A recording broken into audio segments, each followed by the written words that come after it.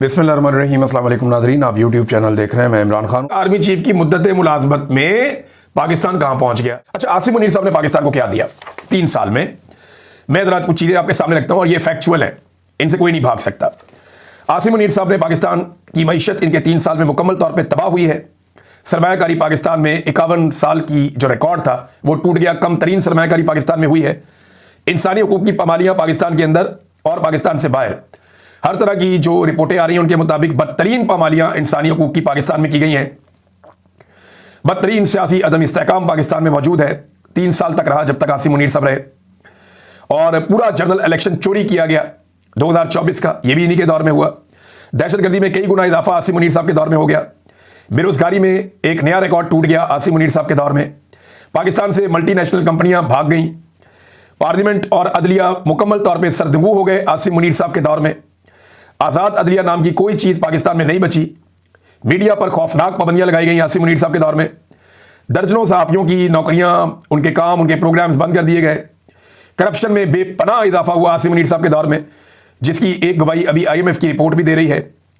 कर्जों की भरमार हो गई पाकिस्तान में। जितना कर्जा पाकिस्तान ने पाकिस्तान बनने के बाद से लेकर अब तक लिया, उतना कर्जा आसिम मुनीर साहब के दौर में ले लिया गया। 9 मई का सानिया आसिम मुनीर के दौर में हुआ। 4 मरतबा रियासत और रियासती इदारों के हाथों पाकिस्तानियों का कत्लेआम हुआ आसिम मुनीर साहब के दौर में।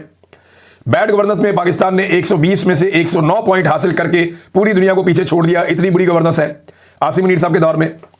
इसराइल पर पाकिस्तान की पॉलिसी बदल गई इसी दौर में, और अफगानिस्तान से ताल्लुकात में बिगाड़ पैदा हो गया इसी दौर में।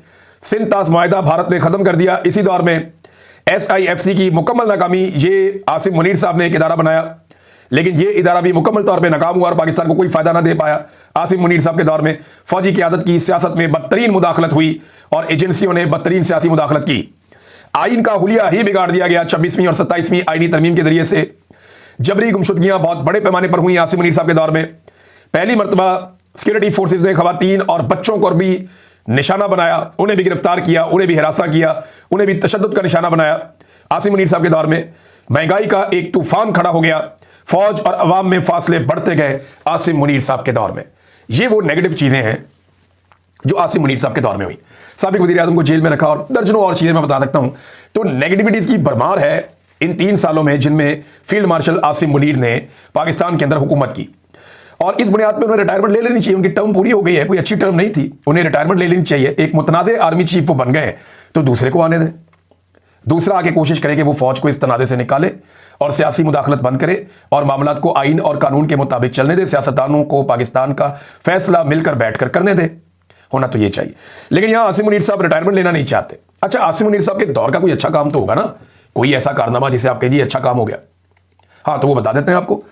आसिम मुनीर साहब के दौर में रवां साल मई के महीने में भारत के हमले के जवाब में पाकिस्तान की एयरफोर्स ने 6 भारतीय तैयारे मार गिराए, और इसकी बुनियाद पे आसिम मुनीर साहब ने फील्ड मार्शल का ओहदा भी ले लिया, ताहयात मुराद भी ले ली और ताहयात इस्तिस्ना भी ले लिया। जबकि उनके लिए एक नया ओहदा भी तख्लीक किया गया, चीफ ऑफ डिफेंस फोर्सेज का।